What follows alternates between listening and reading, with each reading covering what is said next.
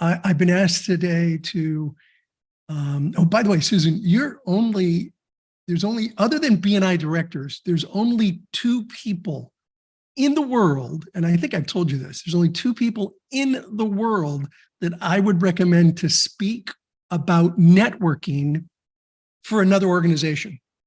And you are one of the two. Bob Berg is the other. In the entire world, you and Bob are the only two people I'd recommend. So it's great to see you here. I've been asked to talk about some material from my second edition of Who's in Your Room. So I've got about 30 minutes of material, and then I'm going to open it up for Q&A. And I'm happy to answer questions. The only dumb question is the unasked question. So whatever's on your mind is fine with me. I'm happy to take personal questions. I'm happy to talk about BNI always.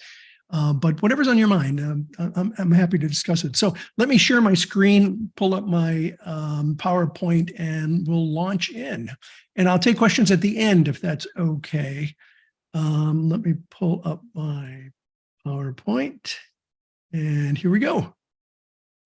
And so this should be about 30 minutes, and then we'll do Q&A.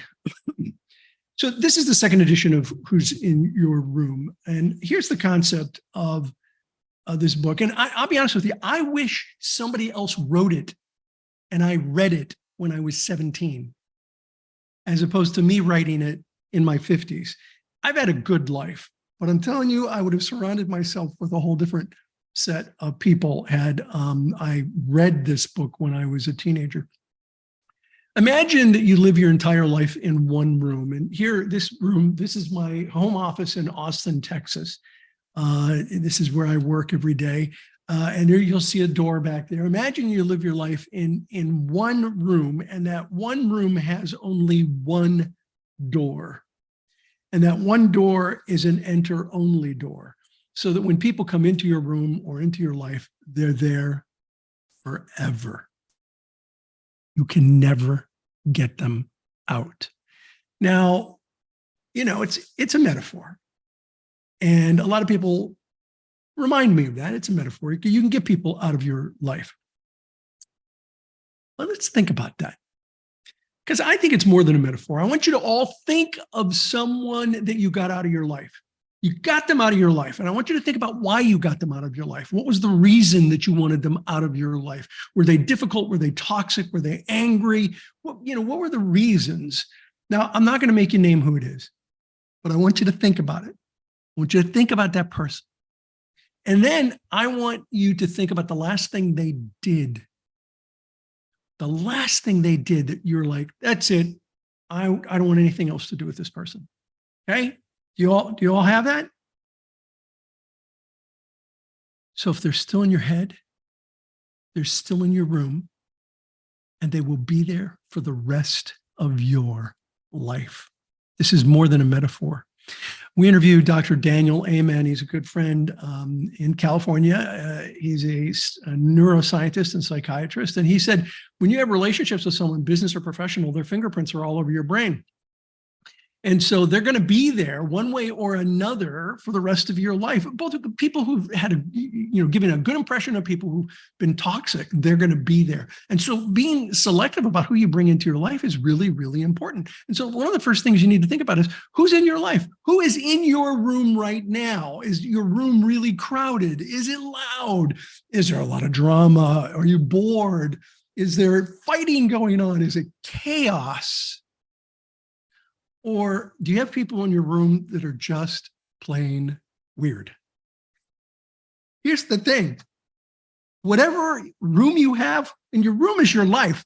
And people say, well, I don't have to be in my room. I'll put them out in the patio. I'll put them outside. Now, look, here's the room. The room begins here and ends here. It's your brain. It's your mind. And so the people that you've let in, whoever they are, they're there because you let them in, with the exception of family. Other than family, it's all your fault. You let people into your life. And so one of the first things that we talk about in the book is that you need to hire a doorkeeper. Okay, you don't really have to go out and hire a doorkeeper, but your doorkeeper is your conscious and subconscious mind. And so you create this imaginary doorkeeper. It is your conscious and subconscious mind. And your doorkeeper is the one that says, yep, okay, this person's got to stay out on the porch. I'm not going to let them into my life. I may have to deal with them a little bit, but they're not getting in my room. They're not going to be in my life. And if you really want to do a good job of having a doorkeeper, you've got to train your doorkeeper. Well, what do you train them on?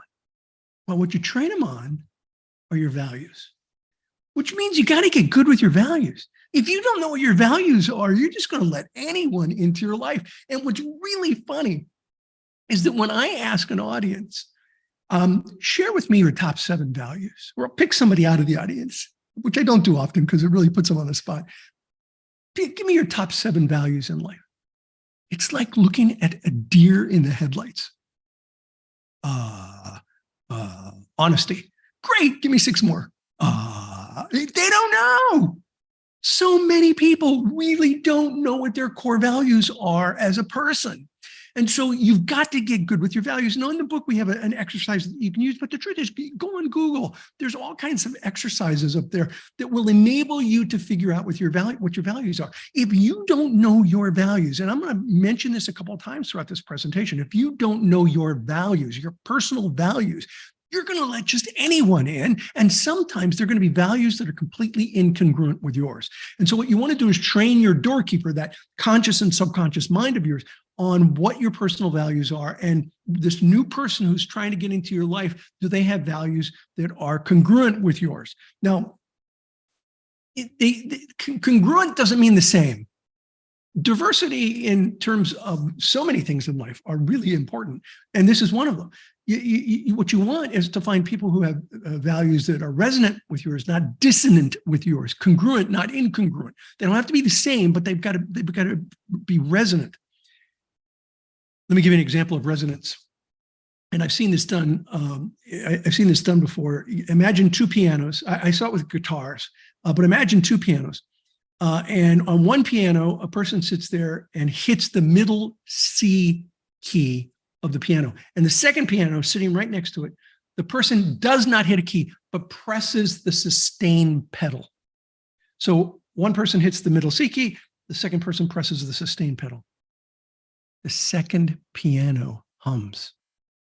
Nothing was struck, but by pressing the sustain pedal, the string of the second piano hums.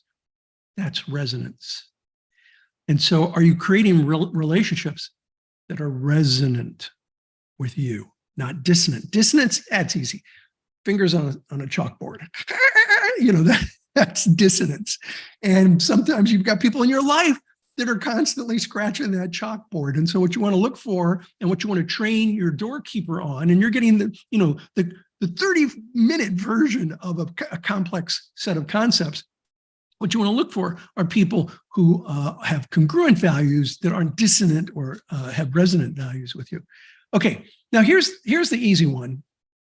Deal breakers. This is really easy, and oftentimes, if I'm talking to people, I'll start with deal breakers, because if I talk about deal breakers, people know that immediately. And here's what I mean by a deal breaker. Think of 1 or 2 things in your life that are absolute deal breakers. You're not going to allow this person into your life. Well, obviously, the first one that people always come up with is honesty. But here's the really interesting thing is, I've met a lot of dishonest people who say honesty is important. How we view what the truth is actually, unfortunately, more subjective than we would like to think.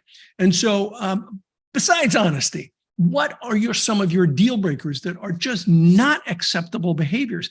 And when I was first talking to my co-author about this book, who happens to live in Marin County, Stuart Emery, he said, so what are your deal breakers? And I said, well, one of them is drama. I mean, people that are just dripping in drama. Now, we all have drama. I have drama. Most of you probably have drama. We all have a little bit of drama. I get that. But you know what I'm talking about. I'm talking about people who are constantly dripping in drama. Their entire life is drama. It's one thing after another, generally because they're making bad choice after bad choice after bad choice, and they get a lot of drama. And I started thinking about it, and I'm thinking, wow, I've got about 4 or 5 people in my life that are dripping in drama.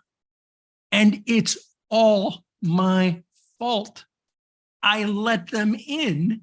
And for those who came in, maybe are family members, I tolerated the drama. So it's all my fault. And one of the things that this book really, what we wanted to do is just to help people figure out how to break out of that when they've got people in their life that have dissonant values with them. And so what you have to do from this moment on, draw a line in the sand and say, no more. I'm not going to accept this kind of behavior anymore. This is it.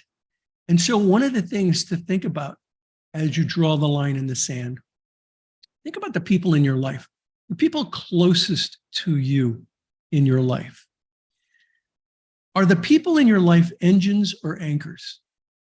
Are they engines or anchors? The engines are the people who make you a better version of yourself. They help drive you forward. They're there for you. They support you. They're important people in your life. The anchors are the ones just pulling you down. They're just pulling, they're complaining all the time. They've got one issue after another. They don't believe in you. They say, no, I don't think you can do that. They're the anchors in your life. The worst are anchors with an engine attached. They try to take you down really fast. And I have met, I'm really lucky to say, I have never really let many of those people into my life, but I've met them. I've met them in networking groups. I've met them in business organizations. They anchors with engines attached. So think about the people. And as you're talking to people, as you're talking to your friends, ask yourself, is this person an engine or are they an anchor in my life? I'm sorry if you hear some noise in the background. I've got my gardening out there. Are they engines or are they anchors in your life? And if they are anchors, you need your doorkeeper to take a good look at them. Okay, let's talk about learning how to say no. You know what's really interesting? I probably did a couple of hundred interviews for this book, the first edition and now the second edition. And what's interesting is that the media, this is the number one topic that the media wants me to talk about, is how do you say no without sounding like a jerk or worse? And so I'm going to give you we've got a lot of different techniques in the book. I'm going to give you just 2 or 3 of them right now. And learning how to say no is really important to create the room of your dreams, to create the life that you want. And so I'm going to give you 2 or 3 right now. Here's one. The first one, I love this. This is my favorite one. I hate sharing it in a way because as I share it, audience members who I've known for many, many years will come up to me and say, you've done that to me. I've heard you do that to me. I'm like, yes, I'm sorry I have. So here's the first one. If I said yes to that, I'm afraid I'd let you down. I love that technique. I love that technique because you don't even use the word no. You never even use the word no. If I said yes to you, I'm afraid I'd let you down. And here's why. And then be honest with them as to why that you're afraid you'd let them down. And you know, be candid. I don't have the bandwidth. It's not my area of expertise, which is actually another way of saying no. It's not my area of expertise. I couldn't possibly do a good job for you. Second technique, refer them to someone else. And I don't mean refer them to someone else just to get them to go away. And of course, I'm coming from a perspective of running a network. And so I have a lot of people to choose from, but look, most of you probably have a lot of people to choose from too. You wouldn't be on things like this every month if you didn't have a lot of people, or things like this regularly if you didn't have a lot of people to refer. So refer them to someone who you think would be a better fit. And let me recommend somebody to you I think could do a better job for you, or is really excited about this topic. And I think you know, it'd be a much better connection. Refer them to someone else. And when push comes to shove, remember, no is a one-word sentence. I like to use it in 3 words generally. No, thank you. But I have no problem saying no when I feel it's appropriate. And I try to do it professionally, but no is okay to say. It's fun to say yes, but then you got to deal with the consequences of that. So you got to learn how to say no. And here's a simple one. I changed my diet. I got a cancer diagnosis 11 years ago. I completely changed my diet. I stopped eating processed sugar. And, people will say, oh, you got to try this. You got to try this piece of chocolate or this cake. Oh my gosh, this cake is amazing. You got to try it. Like, no, I don't eat processed sugar, but thank you. No, just one bite. You got to try it. I'm like, no, I don't eat processed sugar. One bite. And they'll say, all right, just one bite? Yeah, one bite. I say, great, you have it. I don't eat processed sugar. And so just stand firm. If you want to build a room that you're proud of, that you love living in, learn when it's appropriate to say no and when it's appropriate to say yes. Okay, here's an important one. The person may be in your room, but their baggage doesn't have to be. You can keep their baggage out. I should change this. That's actually the first edition. That book on the bottom right is the first edition. If you're interested in the latest one, you want the blue cover. The person may be in your room, but their baggage doesn't have to be. You can keep their baggage out of the room. And I'll give you a story that's in the second edition. A woman read this first edition and she sent me this email. And it's great. And it's in the second edition of the book. I just love this story. She said, we would do family dinners and family gatherings, and we had a huge family, and there'd be like dozens and dozens of people who would come over, usually to my parents' house, and we'd have this really nice party. And she said, inevitably, we had this cousin who at almost every event would throw in this verbal hand grenade. And it would just get people so incredibly upset. And people would start yelling and crying, and people would leave. It would ruin the evenings. And we sat down, we talked to her, we told her to stop it. It didn't make any difference.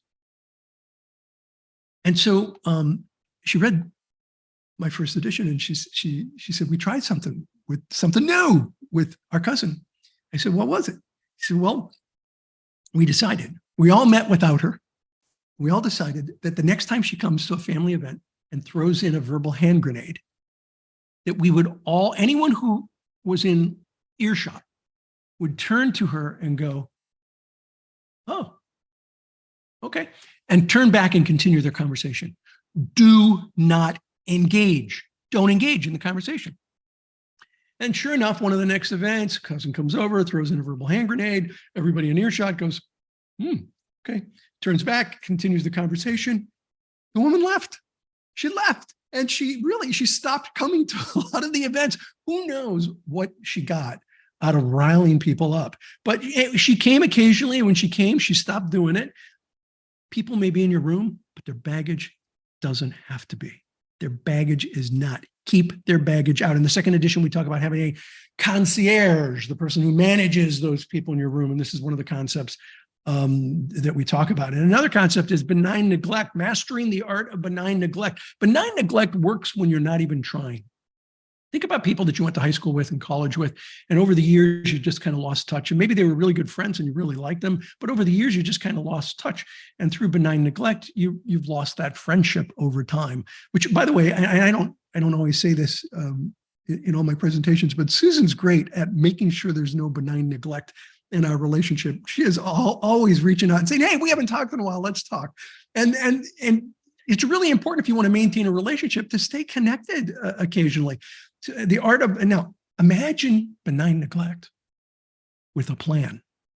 That is, you got this person in your room, you should have never let them in your room, or maybe they're a family member. And so you just gradually transition out of that relationship through benign neglect and through the use of homeopathic doses. Both of these concepts we go into a lot more detail in, but you're getting the brief version here. Homeopathic doses are the minimum necessary to deal with an ailment. Here's an example. My wife gave me this, my late wife gave me this example.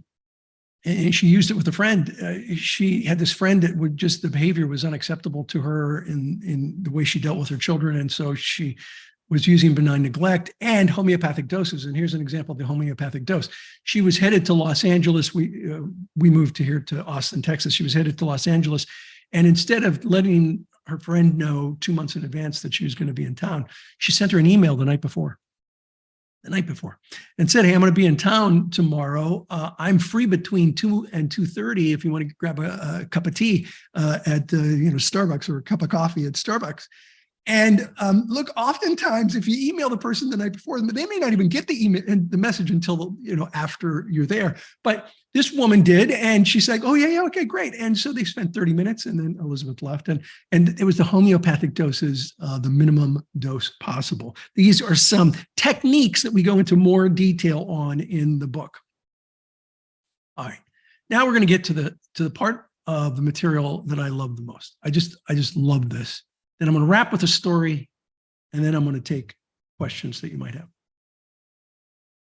I want to talk about the secret to balance. Would you all like to know the secret to balance? All right, here it is. Ready? Forget about balance. You'll never have it.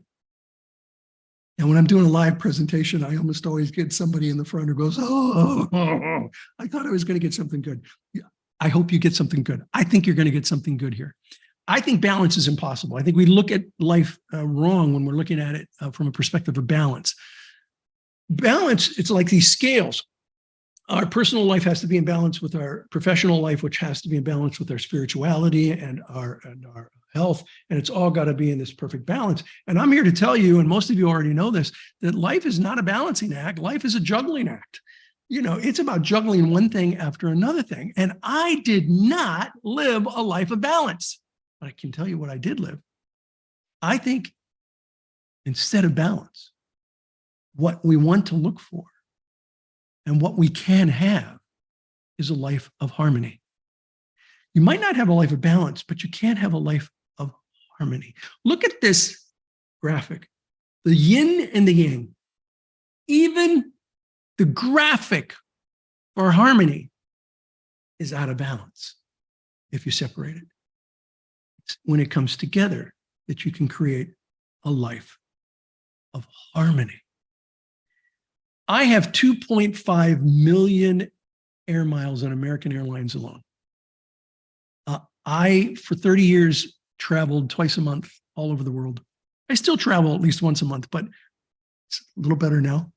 I did not have a life of balance, but I really do believe I had a life of harmony. And I'm going to give you a few of the techniques, just a few of the techniques that I think can help you create the room of your dreams, that can create a life of harmony versus balance. And here's the first one, and it is so incredibly important, and that is be here now.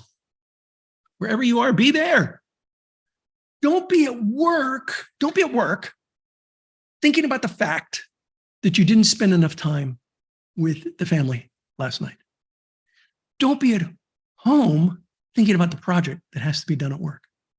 Wherever you are, be present to that moment. When my son was 17, he just turned 30.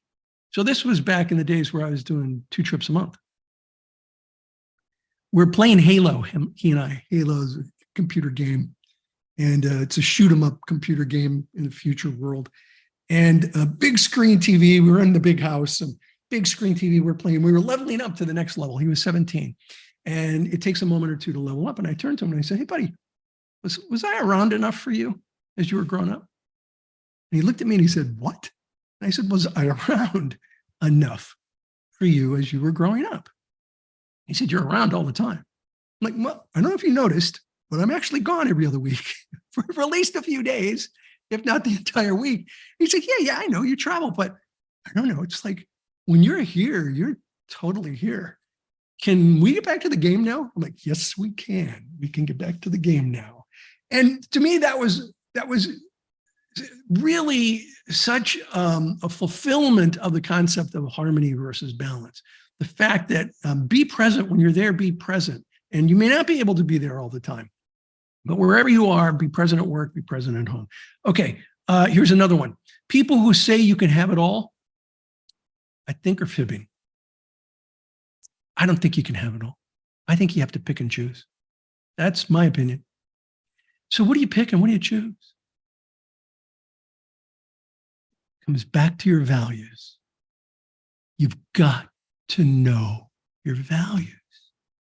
And those things that are not resonant with your values, you let go. It's okay to let it go. You don't have to have everything. And those things that are resonant with your value, you hold on for dear life. That's the resonance. Letting go is not even necessarily dissonance, but it's not part of your values.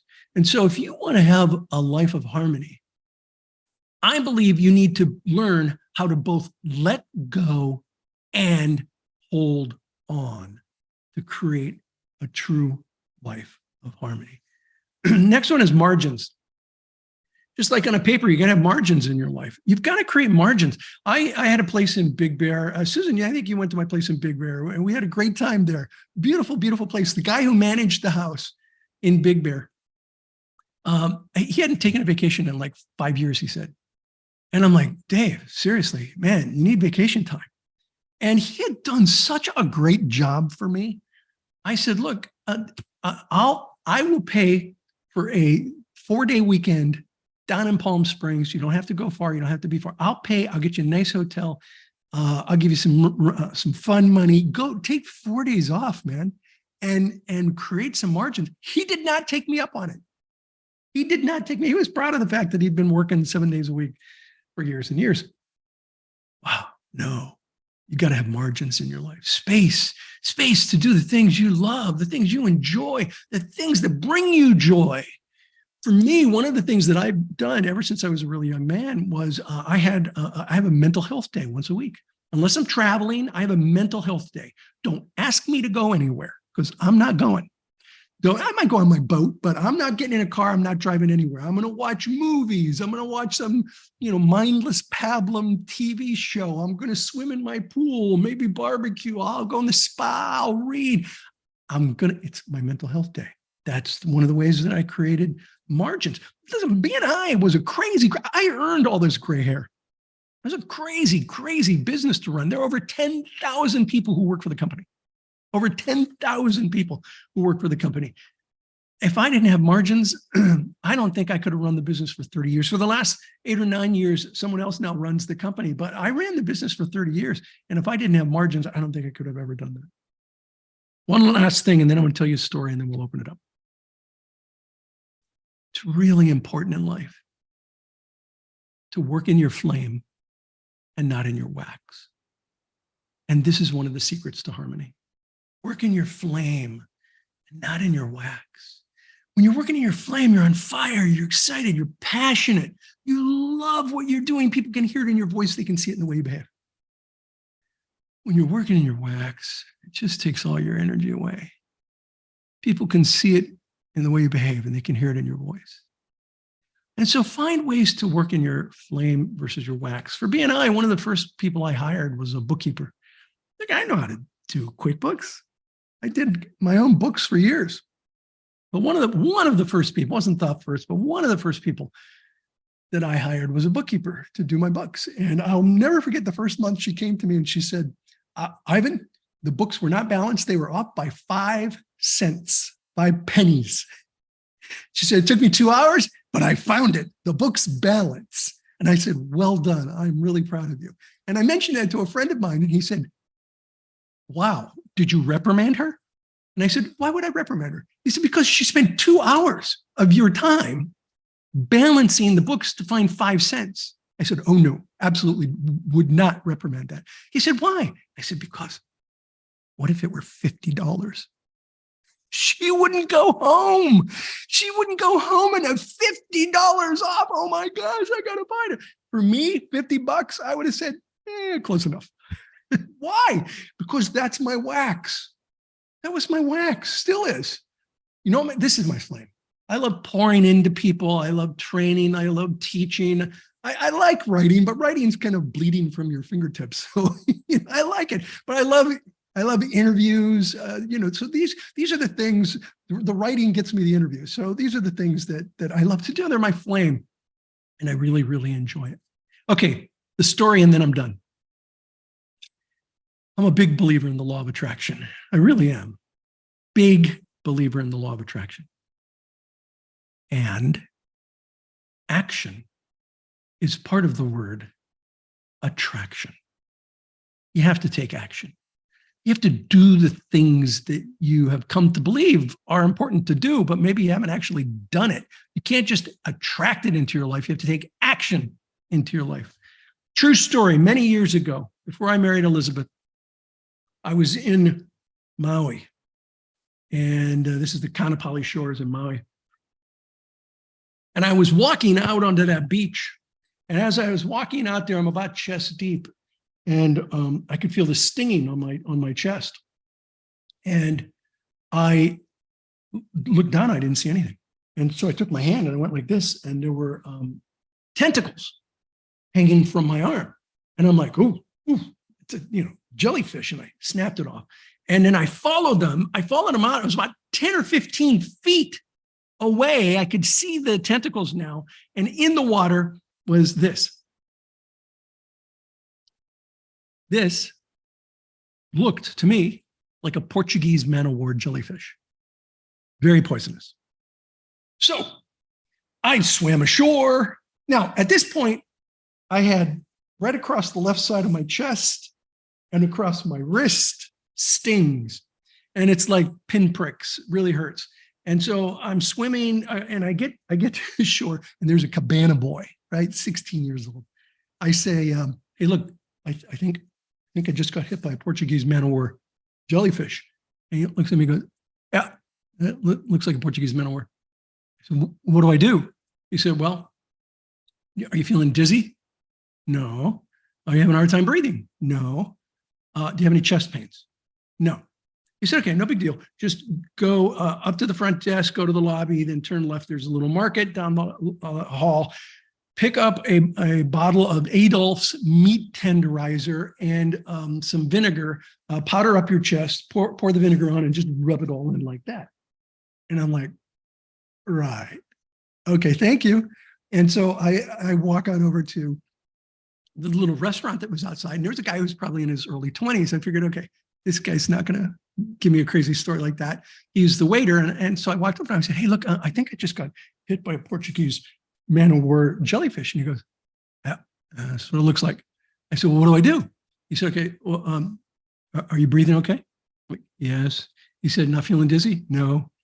I said, he said, do you have any chest pains? I said, no. He said, okay, look, no big deal. Just go up to the front desk, turn left, go down. There's a market. Go in the market, get some Adolph's meat tenderizer and some vinegar, powder up your chest, pour the vinegar on, just rub it all in like this. And now I'm thinking, what?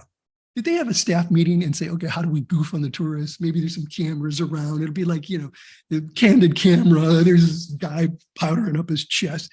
So I'm really frustrated, but I'm headed to the front desk, and there is the manager. He's got some gray hair. He's not gonna goof on me. So I asked him, I said, hey, look, I think I've been stung by Portuguese man-o-war jellyfish. He goes, that's what it looks like. So what do I do?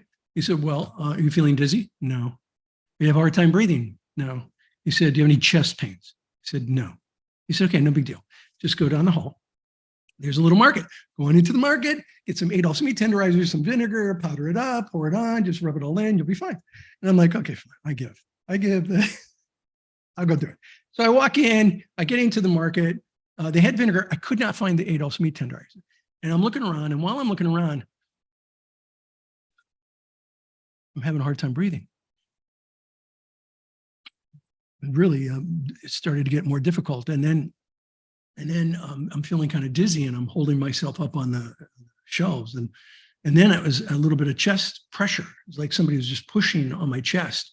And then it was like somebody was sitting on my chest. And I stumbled out of the market and walked down to the lobby, which was really close.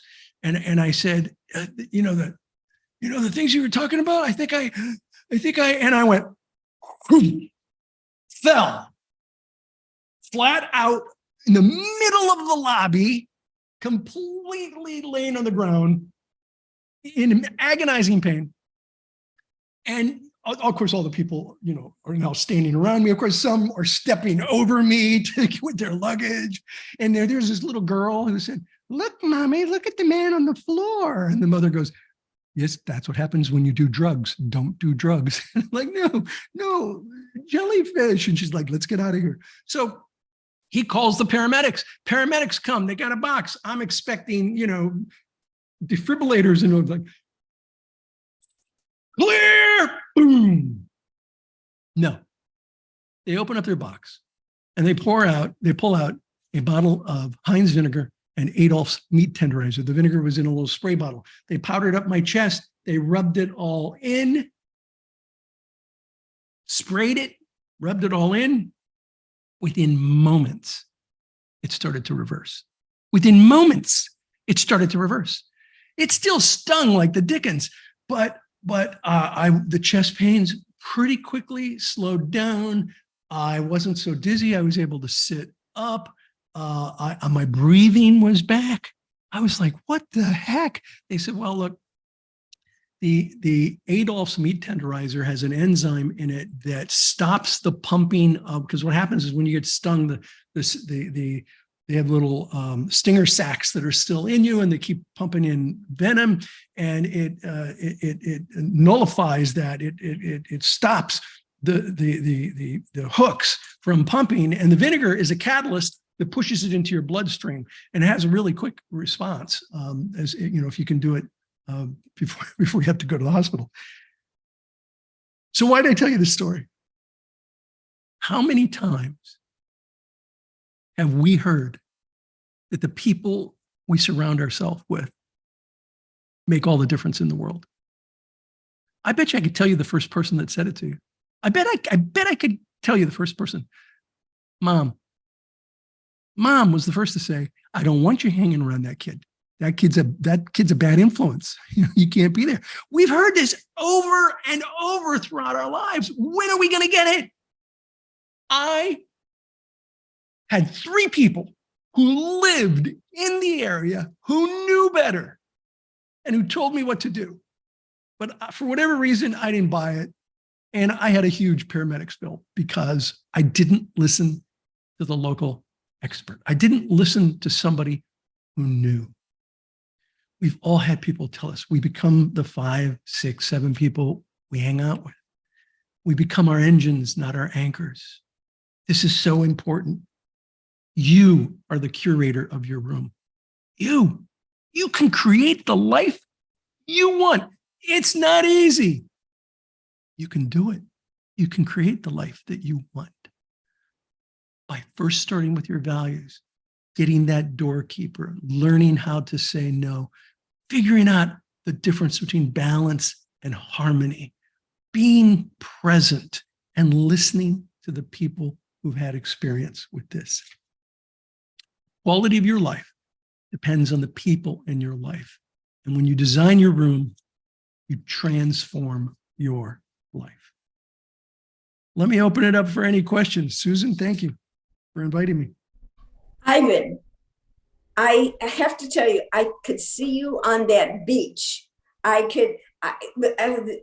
gotta say that was the lesson, but you are a magnificent storyteller.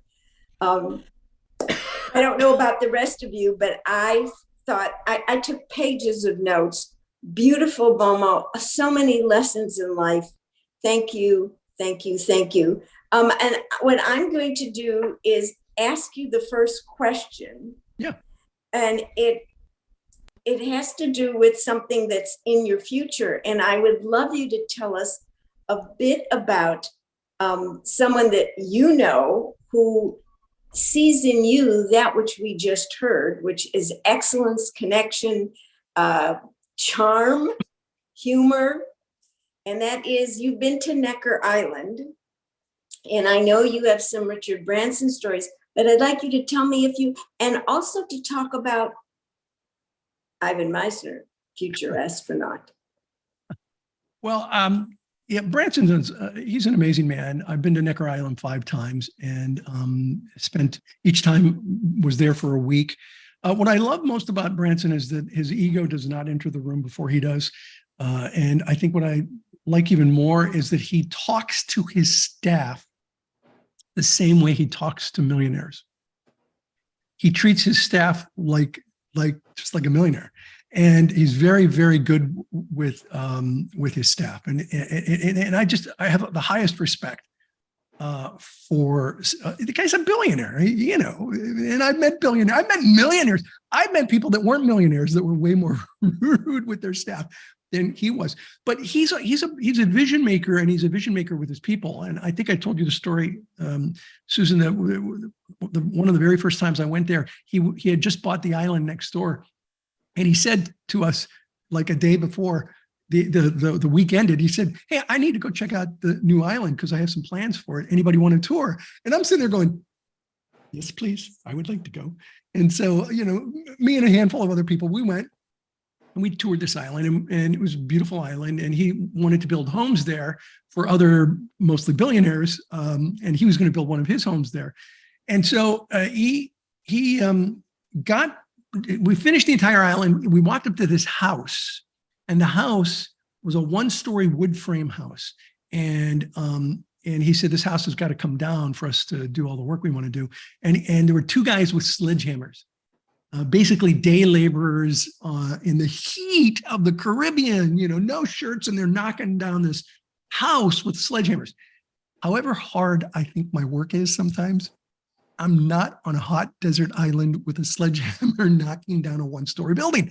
That's hard work. So he says, "So do you guys mind just give me a second? I want to say something to them." And we're like, "Yeah, of course." And so he walks on over to him, and you know, I'm like, I want to hear what he has to say. And so he walks on up to him, he shakes both of their hands. He knew one of them. The other one, he said, "Hi, nice to meet you. I'm Richard.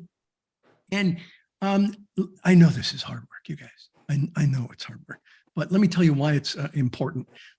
Because I need this house to come down so that I can start bringing in a little equipment and clear this area out. And when this area is cleared out, then I'm going to bring in some bigger equipment. We're going to dredge this bay out. And then when we dredge the bay out, we're going to bring in a lot of heavy equipment. And we're going to have a road that's going to go from right where this is going to be the community center. They're going to have a road. It's going to go up there. We're going to have tennis courts up there. We're going to start building houses over there. And it's a couple of houses on the water. And I can't do any of that till this house comes down."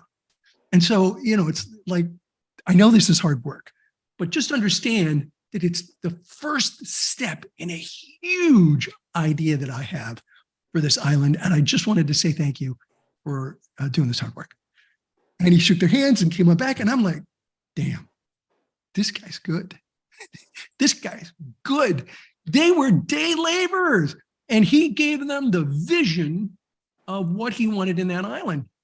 And I think those guys were swinging the hammer harder as he walked away because of the time that he spent with them. And I could give you story after story after story like that. You asked about Virgin Galactic. So the next night he said to everybody, "Hey, I've got this crazy idea." This is in 2007. "I've got this crazy idea." And he popped in a DVD, and it was this idea of going into space. And he and Burt Rutan won the X Prize for going into space and coming down and doing it again in 30 days. And he said, "I want to build a space line, not another airline, a space line, and take astronauts up and come down." And he popped the DVD out. And my late wife was sitting next to me. He popped the DVD out, and he said, "You should do this." And I said, "Yes, I'm in." And he handed me the DVD. So I got the DVD. I had him sign it a few years ago. I got the DVD from him. Of course, my wife was like, "What the heck? You're doing what?" I'm like, "I'm doing it. I'm doing it." So I don't know if you noticed, but they're flying now. They've done 3 commercial space flights, and they're scheduling the 4th one. I am astronaut number 247. So I'm guessing that I will go sometime early next year. Thank you. And Patricia, I can't see questions. So yes, that's fine. Thank you, Susan. I'll take over. And Ivan, that was absolutely spectacular. When you mentioned the values, I thought, well, I've never written mine down. And reliability is one that's very important to me. Reliability. Yeah. And you, I can tell you, reliably live up to your expectations. And I'm good at saying no, but I love that line. If I said yes, I'm afraid I'd disappoint you. Yeah. That was brilliant. I mean, I'm overwhelmed. Your storytelling ability, your generosity. And so I will take the liberty of the second question. Right. You're very kind. Thank you. Well, one, I have to say my ears perked up. I used to cut Stuart Emery's hair Yeah. in the actualizations days.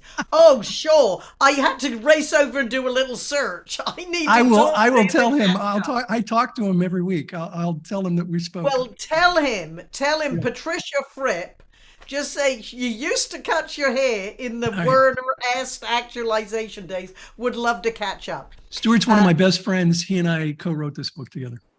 Well, yeah, that amazing. I see his hair's a lot more silver than when I knew Yeah. him. Yeah. Anyway, my question is, how do you feel social media has either added to or distract from our true connections? Well, I'm not sure. My crystal ball is as good as yours. Overall, I think it's better than most people believe it to be. What I hear a lot about millennials and the Gen Z young people is that they don't know how to talk to people, and that it's all online. And there is some truth to that. But look, when I started BNI in 1985, I was 28 years old. We had no idea how to network. I was method acting my way through the process because we don't teach this in colleges and universities anywhere in the world. And so we didn't know how to network. We were learning it as we went. And so I believe that young people today, they do know how to network online. They're pretty good at networking using social media. And so that's an advantage that we did not have. And the whole issue of benign neglect is a lesser issue, when benign neglect when with friends, because they can stay connected through social media. So I think it's a tool that we can use to enhance our relationships with people. I wrote an article that's published at entrepreneur.com. This isn't the exact title, but it's close. The future of face-to-face is online. And I wrote that in 2018. In 2018, 5 years ago, before COVID, because technology was advancing at such a fast rate that I was saying, hey, things like, like Zoom, geez, this was so new 5 years ago. And the metaverse, 3D technology, holographic imaging. I said, in the not too distant future, I think in my lifetime, we're going to see people in meetings like the Jedi Knights, where there's a real Jedi and then a holographic image and then a real Jedi and a couple of holographic images. I think we're going to see that. And we need to be prepared for that kind of technology. And by the way, when we get there, I want to be Obi-Wan Kenobi. I got the look. Yeah. So I'm all for it. I'm all for social media. I don't think social media, for most businesses, maybe if you're in the internet business, a web business, I don't think it sells product real well. It can. You can do the funnels and all the crazy stuff. But I think for service industry businesses, it's about brand building and educating and building an audience. And that's how I use it. I use it to build an audience. Good. Hope that answers your question. Thank you very much. Wonderful. And I acknowledge we had a lot of members come in late and some more guests. Claudette, Don Persky, Derek Arden, Jim Prost, Les Anderson. So let's go to England to Derek Arden. And Wasn't paying attention. Who always has, and everyone else can put their hands up virtually or in person. Derek, how do you feel the British version of our values and keeping people out of the room? You're one of the most curious people I know. So what would you like to ask Ivan? And unmute yourself, Derek. You, as a host yourself, you know that. Ivan, first of all, thank you for a fantastic presentation. That was absolutely awesome, and for sharing your time with the Golden Gate Breakfast Club. I'm the only UK member of it at the moment. Patricia's half and half, so that's a great honour. I think networking in the UK is slightly different. I think we're a bit softer. We don't like the harder, what I would call American way. As I tell Patricia every time she comes over here, I say, make yourself a bit more UK as you get off the aeroplane at Heathrow. But BNI does work quite quite well over here, although people don't like the fact they have to bring somebody along every week. But I know that's your model, I think. That's not British. No, that's the system. Look, so I have a pretty hard stop in about 15 minutes. So I want to jump in with the question. Do you know the first time I heard we're different here? Would you like to know where it was? I would. Yes. It was in the San Fernando Valley, about 10 miles away from the San Gabriel Valley where I started BNI. Everybody says they're different. How is it that the BNI program can work in 77 countries around the world? It's the same program. You can go to a BNI meeting in another country, not know the language, but know exactly where you are in the agenda because it's the same program. The thing is that we as humans tend to look at how we're different. We observe differences so much more than similarities. And there's a culture that many of us don't think about, and that's the culture of entrepreneurism. Entrepreneurs want to do things more effectively, more efficiently. And if we can show them a way to do things more effectively or more efficiently, it's going to work. And you're right. In a way that you have an American coming over to Britain and they see the American. Well, the chapters are doing business with local community members. So it's Brits doing business with Brits, Americans doing business with Americans. It's the Chinese doing business with the Chinese. It's not the Swedish coming to Britain and doing business. And so it's within the cultural context, but yet we always look to how we're different. And I remember when we opened up in Japan, and in Japan, they have what's called the Maishi ritual, which is, you hand a card, and you bow, and the person takes the card and they comment on the card. And there's a number of other things with this Maishi ritual. And so when we went to Japan, people were like, oh, BNI would never work in Japan because especially the Americans, we just basically toss business cards at each other. They're just a piece of paper. We don't care. And I said, yeah, but look, what are we doing? We're still handing out a business card. They're not handing out rocks. It's a business card. How you hand it out might differ. We look at our dissimilarities and we throw out everything else. BNI works in 77 countries as we look for our similarities. By the way, in the last 12 months, we passed 22.6 billion with a B, 22.6 billion US dollars worth of business for each other, for our members. We call it thank you for closed business, 22.6 billion. If you take the United Nations estimates of GDP for countries, there would be 114 countries in the world with a lower GDP than what BNI generated for its members in the last 12 months. Look at our similarities, my friend. There are so many more similarities than dissimilarities. Thank you. Thank you, Ivan. Yeah, thanks for the question. I see Miley. Miley's an old friend, a longtime friend, not old. She's a young friend. Okay, so Miley and then Betty Tash. Yeah. Right. Great to see you, Ivan. I was going to ask what's your favorite thing about authoring books, but I think you answered that. I want to ask any tips on collaborating on co-writing a book? Yeah, most of the books I do now are all collaborations because people bring great new ideas to me. I think you have to have a clear-cut understanding as to who's doing what when, who's responsible for what chapters. And generally, the way I've done almost all my collaborations, and the next book I've got coming out, by the way, is called The Third Paradigm. The Third Paradigm, a radical move to success. And it's about co-creation, which is like crowdsourcing. And I have two co-authors with that. And so we were responsible for individual chapters. And we use Google Docs. And nobody messes with the other person's chapter unless they do it in another color. And so we're responsible for chapters. And then we read each other's chapters and have discussions.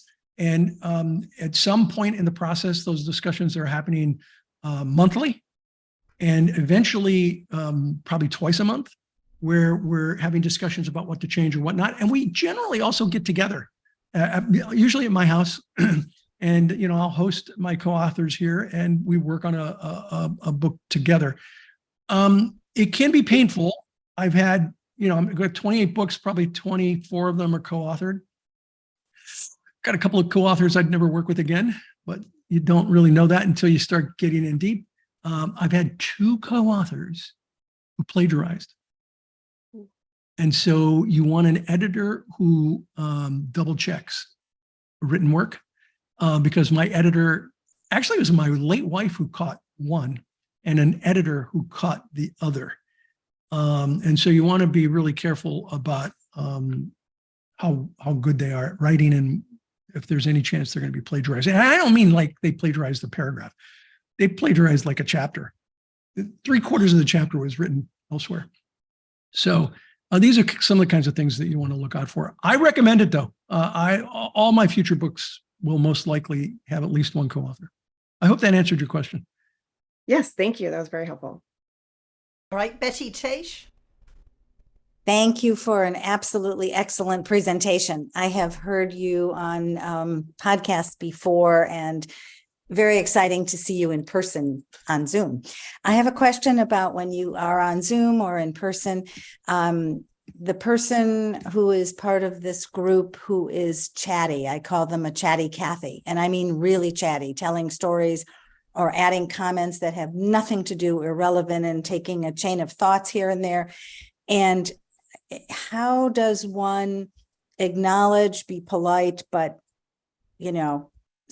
Are you talking about while you're with that. speaking live in a presentation or on Zoom? Zoom, and when you're in a group dinner or whatever? And is it similar to the baggage example? That Well, somebody Zoom is a little bit baggage? easier. You have the host mute them. Mhm. I mean, I have no problem with, Yeah. I'm a professor. So it's like, enough, this is not your time. You can have your time later. And so I'd have the host mute them mercilessly. Yeah. And then have a conversation with them about, they're welcome to participate, but they got to listen. We have 2 ears and 1 mouth and should use them both proportionately. Mhm. We should be Hey, listening to Ivan, them. you're a magician. Make them disappear. I can, but not necessarily bloodlessly. So Uh, I'll tell you what I do live though, yeah, live too. especially in a smaller group. A large group, it's hard to do, but in a smaller group, and I learned this as a professor, I walk up to the person and I do my speech, my lecture or my presentation, talking to that person. And they're like, and then as I turn, I'll cover the mic and I'll say, hold your conversation down or take it outside, please. Yeah. And move on. It's very subtle. Mhm. Well, it's not so subtle, but it's not rude. Mhm. It's not subtle, but it's not rude. And it gets everybody's attention, especially the person that you walk up to. That's how I handle it there. Thank you. Good technique. Peter Cullen, please. Hello, Dr. Misner. Thank you so much for being here. Call me Ivan, you guys. You know why Yeah. I use the doctor? Because I trademarked my name. And in order to trademark your name, you need to add something. Well, Ivan, thank you for being here. Thank you for everything you do. And you're a fabulous storyteller. Can you recommend a really good book for being a better storyteller? Because I think how we tell stories is really important. Yeah. Oh gosh, what's the name of the book? I tell you what. Yes, I can. I forget the name of the book. I'll send it to Susan. She can share it at the next meeting. I can give you the formula that comes out of the book. A story is a fact wrapped in an emotion that compels people to take action, that transforms them in some way. It's a fact wrapped in an emotion that compels people to take action, that transforms them in some way. So the fact was, in the story I told, I got hit by a Portuguese man of war. And I didn't listen to anybody who gave me advice, right? It was wrapped in emotion because it's kind of funny, a little silly, kind of funny. And what I was hoping to do to compel you to take action is to stop ignoring the advice that you get about the people that you surround yourself with. It's critical. Who you allow into your room is critical. And if you take action, it'll transform your life. I know. And so that's how I used those 4 items. And I forget the name of the book, but I will send it to Susan and Send she'll it to share. me. I got You've time given for us the formula. That's good enough. The book would be the bonus. You're Yeah. wonderful. Ivan, is there one concluding question for Ivan? We want to honor his other meetings. I can't see. Then, Ivan, please accept our thanks, and would you like to close with another story before we wave goodbye? Yeah, since we brought up Stuart, I'll tell you a story about Stuart.